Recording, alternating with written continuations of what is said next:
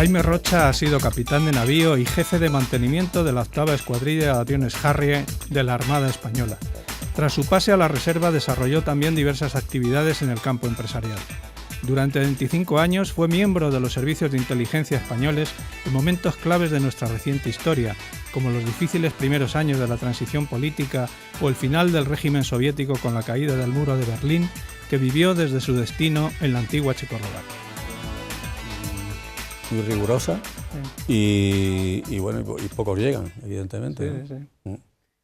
Sí. Y aparte de haber recorrido medio mundo, embarcado por ahí en nuestros navíos de la Armada, sí. Luego se va a trabajar con los aviones Harrier. Bueno, eso, en uno de esos viajes a Estados Unidos, fuimos a recoger la escuadrilla de Harrier, la primera escuadrilla de Harrier, ya ha habido otras posteriores, pero aquella era la 8ª escuadrilla. Yo entonces pertenecía a la dotación del portaaeronaves Dédalo y el jefe del arma aérea me preguntó si tendría interés en incorporarme a la escuadrilla. Le dije que sí. Eso exigía un curso de un año previo y tal. Me dijo que se iba a convocar y que le lo pidiera, y así fue. Y convocó el curso, yo lo hice y al terminar fui destinado a la base de Rota, donde estaba emplazada la 8ª escuadrilla de Harrier, ¿no? Y los Harrier son estos aviones que despegan vertical, sí, contra todas las leyes de la física. Contra la natura, sí. No, tienen unos potentísimos motores y unas tolvas que giran, y al ponerse en 90 grados hacia abajo, pues elevan. Pero realmente es llamativo. Pero es el avión que requería la Armada en ese momento, porque no teníamos un portaaviones donde se pudiera hacer la toma, sobre todo la toma, porque el despegue lo hacíamos rodado. Lo que hacíamos en estático era la toma, ¿no? Y no teníamos un portaaviones. El aterrizaje, sí. Entonces, como no teníamos ese tipo de portaaviones, había que tener un avión que pudiera tomar de esa manera, ¿no? De forma vertical, igual que toma los helicópteros, exactamente igual. Entonces, el primero fue el Dédalo, que también fue un barco que había estado en la Segunda Guerra Mundial, la Marina, la Armada Americana, y que cuando nos lo entregaron, pues se transformó en portaaeronaves. Tenía una particularidad, y es que la pista de despegue terminaba en un ángulo de 15 grados para facilitar la elevación de... O sea que el despegue, como he dicho, se hacía rodado, ¿no? Lo que se hacía en estático era la toma. Y usted estaba allí con sus aviones tan feliz, sí. Y de pronto alguien viene a verle y le dice que quiere que usted sea espía. Me llaman por teléfono. Le llaman por teléfono. Sí, espía, porque usted ha sido espía. Yo he sido espía, sí. Es la primera vez que estoy delante de un espía, creo yo, a lo mejor. Bueno, a lo mejor ha habido algunos que no lo han dicho. Claro, y han sido, una de las funciones principales del espía es que no se sepa que es espía. Reivindico el término, porque, vamos a ver, tendríamos que empezar por el principio, como todo, ¿no? Yo estaba feliz en esa escuadrilla, llevaba como un año y medio, la permanencia mínima después de hacer el curso, el compromiso, digamos, era de 4 años. Pues al año y medio recibo una llamada telefónica y una cita en un hotel en Cádiz, muy conocido, y en esa cita, pues, persona conocida por mí, que pertenecía ya al servicio de inteligencia, me dijo que me necesitaban. Bueno, eso te coge absolutamente de sorpresa, porque primero que no se te ocurre pensar, ¿no? ni por asomo, ¿no? Y entonces me dicen que me necesitaban. Entonces mi siguiente pregunta es que ¿pensáis que yo sirvo para esto y tal? Y me contestaron que sí. Habrían estudiado, supongo, el personaje, ¿no? El personaje y la función, lógicamente, y vieron que... Le habían espiado. Sí, me habían espiado suficientemente y tal. Y entonces yo les dije, bueno, pero es que yo tengo aquí un compromiso en la escuadrilla de Harrier, tengo que estar un tiempo y tal, por eso no te preocupes. Y dice, pero no se lo digas a nadie. ¿A nadie? Nadie. ¿A nadie? Nadie. Nadie incluye mi familia, incluye tu familia, nadie.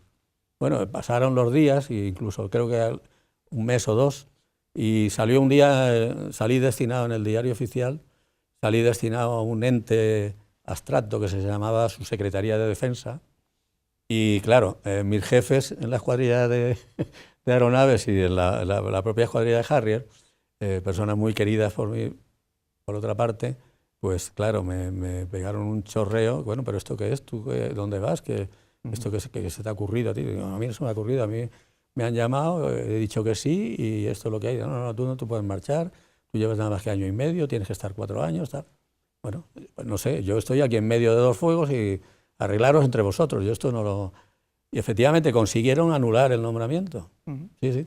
Entonces yo hablé con los que me habían llamado, los que me habían invitado a aquella cerveza envenenada, y se lo dije, digo, bueno, aquí se ha armado la grande, no quieren de ninguna manera que me marche, así que... Y me dijeron, no te preocupes. Y efectivamente, a los pocos días volví a salir y ya nadie se opuso. Y eso suponía pasar por un curso selectivo de 6 meses en Madrid, curso teórico práctico, donde tuve de profesor a Cortina, el famoso del 23, sí. Fue profesor mío en ese curso, y era un curso selectivo. Si no se superaba el curso, volvías de aquella manera, claro, otra vez a la escuadrilla, y si lo superabas, pues ya te quedabas en la casa, ¿no? Como coloquialmente le llamamos. Es verdad, en la casa. Sí. Yo lo superé. Lo superé. Mejor, porque si no habría sido malo pues el volver otra vez. Volver, ¿no? Hubiera sido muy malo. ¿Y cómo empieza? Porque claro, ¿cómo se selecciona un espía? Claro, bueno, eso, a ver, hay una idea de... Bueno, hay una página web donde, que es del CNI, donde piden que quien quiera ingresar, que mande el currículum, que se estudiará, que tal y cual. Pero realmente, verdaderamente eso funciona de otra manera. O sea, el CNI necesita un agente que tenga unas características personales o de formación, de conocimiento y tal, específicas. Por ejemplo, ahora un tema que es requerido es el tema del idioma árabe, ¿no? Estamos en plena lucha contra el yihadismo. Es fundamental que las personas que se vayan a dedicar a luchar contra eso conozcan el idioma, ¿no? En otra época, o quizá ahora también mucho, el tema tecnológico, ¿no? Estamos con el ciberespionaje y todo eso, pues también hay que tener personas que... Nosotros tenemos un centro dedicado exclusivamente al espionaje cibernético, todas esas cosas que se han contado de los rusos que intervienen, las elecciones catalanas y en todos esos sitios, es absolutamente cierto. Todos los servicios de inteligencia, por principio y por definición, intervienen en lo que les interesa a su país. Y si es desestabilizar a otro país que pueda ser competencia en alguna cuestión, pues lo hacen, ¿no? Sí, directamente. Entonces, se define el perfil de la persona que se quiere, ¿no? Y normalmente ahora, por esas características del tema del idioma, el tema de los conocimientos informáticos y todo eso, se recurren mucho a las universidades. Hay acuerdos con universidades, acuerdos firmados entre el CNI y las universidades y con determinados profesores de universidad y tal, y catedráticos, que se les puede pedir un perfil de una persona y ellos conocen muy bien a los alumnos que han estado tratando durante X años y tal, y pueden señalar a alguna persona de estas que puede ser interesante, si luego el señalado accede, porque naturalmente esto es voluntario, ¿no? Se puede decir que sí y se puede decir que no, como se puede en cualquier momento renunciar y marcharse, ¿no? No hay una... A ver, hay un cierto compromiso moral, pero no es un compromiso escrito que te obliga a permanecer durante tantos años. Yo estuve 25 años y me pude haber marchado en cualquier momento y no me marché. Porque ¿usted en qué año fue cuando ingresa entonces el CSID? Entonces era el CSID, acababa de crearse porque CSID es el cruce entre el Servicio de Inteligencia de Presidencia de Gobierno que creó el presidente Carrero Blanco y el Servicio de Inteligencia del Alto Estado Mayor. La fusión de esos dos servicios de inteligencia es el CSID. Entonces eso se crea, a mí me llaman en esa primera... cerveza en el año 78, finales del 78, curiosamente una cosa personal y privadísima. Mi padre era militar y murió en el año 78 y pocos meses antes de morir murió de un infarto, una cosa inesperada. Pero pocos antes de morir yo tuve una conversación con él y no sé por qué cuestión, porque yo iba a hacer un curso de inteligencia o algo de eso y me recomendó que no te involucres nunca en ese tema. Son temas peligrosos, yo tengo compañeros que están ahí tal, y la familia lo padece tal, ¿no? Y Yo creo que es la única cosa en mi vida que no le hice caso. ¿Y alguna vez se ha mi padre. arrepentido de no haberle hecho caso? No, porque como he dicho hace un momento, me podía haber marchado en cualquier momento, ¿no? Y no, porque además dentro del CNI, del CSI, tuve distintos destinos, unos de unas características y otros de otras, ¿no? Y bueno, pues en todo lo he hecho medianamente bien. ¿A usted le pilla entonces el golpe de Estado del famoso 23F? Claro. 23F me coge ya dentro, porque claro, yo entro, la primera llamada es el 78, en estos meses finales del año es cuando se produce todo esto del nombramiento, desnombramiento y vuelta a nombrar. El curso dura los primeros meses del año 79 y yo ingreso ya en el 79 y claro, el 23F estaba yo inmerso en eso. Tenía un destino en una capital, no estaba todavía en Madrid, no había llegado al centro, estaba en una capital con muchos problemas, era la época del Grapo también, como se recordará, había también muchas huelgas y había muchos movimientos, ETA, en fin, había trabajo, ¿no? Había trabajo. Del tema 23F, ya que hemos sacado a colación, ¿cree que lo sabemos todo? Quedan cosas por saber, ha habido ahí, siempre estamos en el eterno debate de si... Sí, ahí se habló mucho de la participación precisamente del CSIC, ¿no? en esto, ¿no? E incluso ha habido agentes del CSIC condenados, ¿no? Cortina no fue condenado, fue absuelto, ¿no? Y hubo un informe posterior interno del CSIC donde se relataba cuál había sido realmente la participación, no del CSIC como institución, ni siquiera los mandos del CSIC, pero sí personas del CSIC que habían participado de alguna manera, más bien apoyo logístico, ¿no? al 23F, ¿no? Y bueno, y algunos de ellos se puede decir abiertamente porque algunos fueron condenados en su momento, ¿no? en aquel juicio. Pero en lo que fue la organización del golpe, pienso que como institución, insisto en que no. Y personas concretas, yo creo que más bien como apoyo siempre. Luego llega un momento en que a usted le destinan fuera de España y se va nada menos que a Checoslovaquia. Sí, en un momento donde no teníamos todavía relaciones diplomáticas. No. Estamos hablando de un país detrás del telón de acero, que se llamaba entonces. Se llamaba telón de acero. Con un régimen comunista. Claro.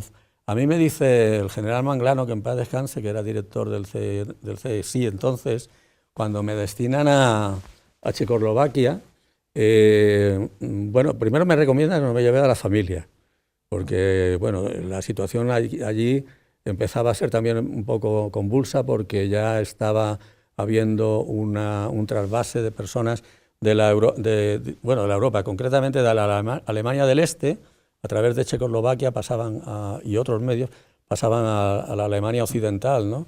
Y aquello estaba bastante revuelto, ¿no? Luego ya se vio todo lo que pasó con la revolución propia de Checoslovaquia y tal. Entonces me recomienda que no me lleve a la familia. Yo le digo, no, yo iba con estatus diplomático, lo cual es una garantía, aunque no iba reconocido por el servicio checoslovaco con el que no teníamos relaciones, yo iba como un diplomático más a mi embajada, era una embajada reducida, pequeña, con muy poco personal, pero yo iba como uno más y efectivamente ni para mi familia ni para mí supuso ningún inconveniente, sino todo lo contrario, ¿no?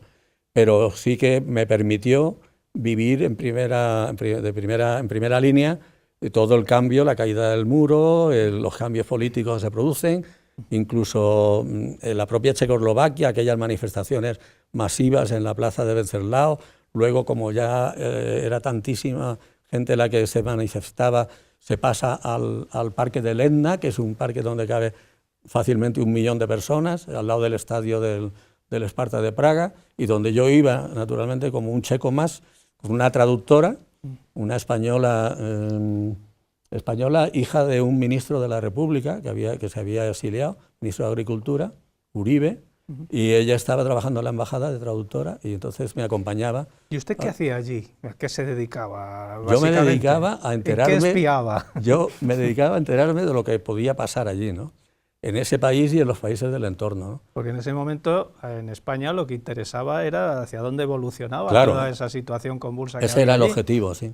Claro. Ese era el objetivo. Había había un interés natural por parte de cualquier país occidental y España en concreto, por qué iba a pasar allí, ¿no? Y además hay que decir que aquello no estuvo claro. Al principio los cambios que promovía el gobierno checoslovaco eran más de lo mismo. O sea, ellos dimitían un gobierno, sacaban un gobierno nuevo y seguían siendo los mismos del Partido Comunista, ¿no? Claro, el pueblo se daba cuenta y no lo admitía y volvía a manifestarse y tal, hasta que consiguieron que Václav Havel, el famoso dramaturgo que fue luego presidente de la República, con el que he tenido el honor y la satisfacción de comer varias veces, ¿no? Y también Alexander Dubček, que es otro personaje importante en la vida, en la política checoslovaca, pues esto ya dieron el paso adelante. Pero voy a contar una anécdota muy curiosa. Nuestra reina Sofía visitó Praga en una determinada... Ya había pasado la transición, ya Václav Havel era presidente de la República y hizo una visita y me acuerdo que el embajador, un mallorquín, con el que hice muy buena amistad, Dicenta, había sido secretario de Estado con Morán, pues me dice Su Majestad que quiere conocer y comer con el padre Mali. Y yo, que estaba allí de espía, no sabía quién era el padre Mali. No se había enterado de quién era el padre un cero redondo. Y la reina que venía de España sabía quién era el padre Mali. Y efectivamente, yo tengo una foto en mi casa y además creo que a lo mejor incluso se ha publicado en algún medio. Estamos en una cena en la embajada, muy pocas personas. Está mi mujer y estoy yo, y está Su Majestad, la reina Sofía, y está el padre Mali sentado. Tal. Bueno, el padre Mali era el que movía los hilos detrás de las cortinas. Era el que empujaba a Václav Havel a salir al balcón. Václav Havel era un hombre muy tímido. Era un hombre que yo he comido frente a él y estaba siempre mirando el plato y solamente levantaba la cabeza cuando se le preguntaba algo, ¿no? Pero un hombre muy inteligente, no quería para nada ser presidente de la República, para nada, eso no era lo suyo. Se había pasado larguísimas temporadas en la cárcel, fumaba muchísimo, estaba muy afectado pulmonarmente y de eso murió luego al final porque nunca dejó de fumar, pero un hombre con una inteligencia realmente y con las ideas muy claras, ¿no? Pero yo no sabía nada del padre Mali hasta que nuestra reina dijo, quiero conocer. Tuvieron que hacer una labor de investigación, a ver quién era ese padre Mali. No, claro, cuando ya me lo dijeron empecé a preguntar y efectivamente ya me enteré que quién era el que estaba detrás de todo aquel movimiento, un sacerdote católico. Qué curioso. Sí. Porque es verdad, estas pequeñas historias dentro de la gran historia a veces son las que llaman la atención y nos dan claves muchas veces interesantes, que seguramente en su larga trayectoria pues tendrá muchas cosas de esas que se puedan contar y otras muchas más que no se puedan contar.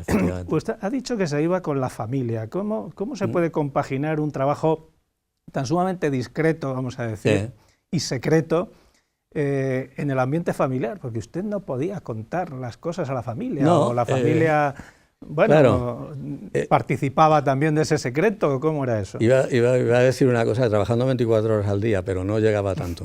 Pero sí es verdad que cuando se produce el cambio de régimen, cuando ya por fin hay una democracia en Checoslovaquia, todavía Checoslovaquia unida, Chequia y Eslovaquia, el embajador Dicenta me llama un día a su despacho y me dice, mira, tenemos que abrir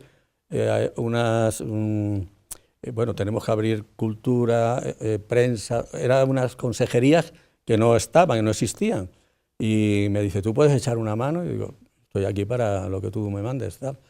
Nosotros no teníamos dependencia de los embajadores, hay que dejarlo claro. Nosotros dependíamos directamente de nuestro director, ¿no? del CSIC. Pero sí que teníamos una misión dentro de la embajada también. Entonces el embajador Dicenta me pidió que le echara una mano y que se podía hacer. Entonces me hice cargo de 3 consejerías, educación, prensa y cultura. Y tengo que decir que se crearon 4 institutos de enseñanza media bilingüe español-checo en Praga, en Olomouc, en Bratislava y en Nitra, con profesorado español. Yo vine aquí, bueno, vine a Madrid a ver al ministro Solana, le dije que nos ofrecían esa posibilidad, que nos daban 4 centros en cada ciudad para hacer un bachillerato mixto. Eso fue en el mes de marzo del año 90 y el ministro de Educación checoslovaco, que nos citó a los consejeros de educación de todos los países occidentales, nos pidió que hiciéramos esto. El único país que lo hizo fue España. Los demás tardaron un año más, tanto Alemania como Italia. El único que lo hicimos fue España, que entró en septiembre, se empezó el curso con profesorado español, con programas y con todos los requisitos para tal. Eso en educación. En cultura, llevamos allí conciertos de guitarra española, exposición de cristal de La Granja, a Checoslovaquia, donde tienen el cristal de Bohemia, que es de lo mejor del mundo, pues les llevamos exposiciones de cristal de La Granja. O sea, tuvimos una actividad dando a conocer España importante. Y después de eso, el tiempo que me quedaba, me dedicaba a mi profesión, ¿no? Ya. Que lo hacía, ¿eh? Sí. Verdaderamente, uno desde fuera tiene la sensación de que los servicios secretos realmente, o los servicios de inteligencia que se llaman ahora, realmente tienen una función importante en cuanto a labor de asesoramiento, de conocimiento, de información para los estados de los que dependen. Hay también una buena relación entre los distintos departamentos de inteligencia de distintos países, hablando, pues, no sé, la CIA, el Mossad, todos estos servicios secretos. Claro, hay acuerdos de colaboración con muchos países. La época nuestra de Checoslovaquia no existía, por supuesto, pero sí que se hizo. Es curioso porque cuando yo regreso de Checoslovaquia, a mí me dan el mando de un área de exteriores que era un área muy amplia que incluía Checoslovaquia. Cuando se firma el acuerdo con el servicio checoslovaco, soy yo el que va a Praga a firmarlo. Y el jefe del servicio checoslovaco, en una comida que tuvimos después, me regala un libro de vistas de Praga y me dice, esto para la nostalgia. Y se extrañaba, dice, bueno, ¿y usted como siendo diplomático y ahora está en el servicio de inteligencia? Digo, bueno, el servicio de inteligencia se nutre de muchos sitios y uno de ellos pues es de la diplomacia. Entonces yo ahora estaba aquí como diplomático y ahora estoy ahí como... Bueno, no sé hasta dónde se lo creyó, pero vamos, era lo que había que decir, era lo que se dijo y así quedamos. La colaboración es puntual. Hay acuerdos generales y luego pues hay operaciones conjuntas puntuales. Una vez que termina la operación, aquello, pues cada uno, como es natural, defiende sus intereses. Incluso es posible que dentro de la operación y en ese grado de, digamos, de confianza que se establece para poder trabajar juntos con un mismo objetivo, pues puede haber tentación de obtener información del otro servicio. O sea, el espía realmente está permanentemente activo y donde pueda obtener información que pueda ser interesante para su país, la obtiene. Y si es de un servicio que en el momento determinado es un servicio amigo, pues se puede obtener información, pues naturalmente se obtiene. Ahí luego hay una colaboración técnica importante. Hay una colaboración técnica y ahora que la tecnología es prácticamente, pues digamos, casi un 50%, pues ahí la colaboración entre países occidentales es realmente muy importante, sí. ¿Los espías dobles siguen existiendo? ¿Que espían para Sí, uno el y espía para doble, otro? yo cuento, cuando a veces doy una charla sobre los servicios de inteligencia, hablo del espía doble más conocido, que es Garbo, sí, que supo engañar a Hitler para decirle que el desembarco aliado iba a ser en Calais, luego fue en Normandía y tal. Ese era un espía doble, pero porque las circunstancias se lo impusieron. Él quería espiar para los aliados en un principio no le admitieron, hasta 7 veces la mujer de Garbo, Pujol se llamaba, era española, vivía en Barcelona, sí. Iba a Madrid, a la embajada británica, a ofrecerse y los británicos le decían que nada. Entonces él se ofrece a los alemanes por necesidad, por lo que fuera, lo aceptan y lo mandan a Lisboa. Y ya él en Lisboa contacta con los servicios aliados, y ya los servicios aliados efectivamente trabaja para ellos, lo mandan a Londres y ya él desarrolla todo su trabajo prácticamente desde Londres. Y es un espía doble que tiene un mérito tremendo porque él consigue que le condecoren con la Cruz de Hierro de los alemanes y con la Gran Cruz del Imperio Británico, o sea que tiene las todo máximas condecoraciones de los dos lados. Un ejemplo a seguir. Ahora, espías dobles en la época en que estamos y tal, bueno, los puede haber, pero ya los intereses son de otro tipo, pueden ser intereses de tipo económico, puede ser de otro tipo. Garbo era un idealista, ¿no? Y la prueba de eso es que además tampoco obtuvo unos beneficios, digamos, económicos grandes ni nada de eso. Murió en Venezuela no hace demasiado tiempo, tenía una familia en Barcelona, luego tuvo otra familia en Venezuela, y tuvo una vida, digamos, personal bastante agitada, ¿no? Hoy no es una labor de idealistas o no es tan generalizada como antes, ¿o sí? Sí, sigue siéndolo, sí. Yo siempre refiero un libro así pequeñito que se llama La guerra de los espías, de Pastor Petit, un escritor catalán del año 78-79, y ya decía que, tiene una frase que no sé si voy a poder reproducir literalmente, pero dice que a los espías hay que buscarlo entre los idealistas. Dice, repito, entre los idealistas, por si no ha quedado claro, ¿no? Y efectivamente es el idealismo lo que mueve a los agentes de inteligencia. Y la información, habrá muchos canales para obtenerla. Sí, siempre son pocos. Escuchar la información, hablar con mucha gente. Bueno, hay una información abierta y hay otra que es la que digamos más difícil de obtener, que es la que realmente por la que se lucha, ¿no? Que es una información confidencial, secreta, que es verdaderamente la importante, ¿no? Pues lo que viene en los periódicos normalmente, bueno, a veces vienen cosas interesantes y tal, ¿no?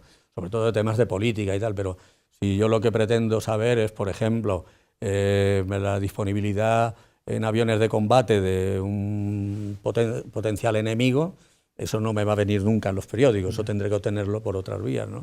Eso es lo que verdaderamente cuesta trabajo, ¿no? Ahí entra el soborno también, ¿no? Claro, ahí entra todo. Entra sí. todo. Todo lo imaginable. ¿Usted ha pagado sobornos? ¿Cómo? ¿Ha pagado sobornos? No, yo he pagado sueldos. ¿Ha pagado sueldos? Bueno. He pagado sueldos, claro. Sí. Gente que trabaja hay que pagarles su trabajo. Claro, hay que pagarle su trabajo. Claro, porque el destino final de toda esa información son los gobiernos de su país. Hay que tener en cuenta que yo dejé el CSIC, el CNI ya, en el año 2007, han pasado ya muchos años. Pasé a la reserva en el 96 y ya definitivamente retirado en el 2007.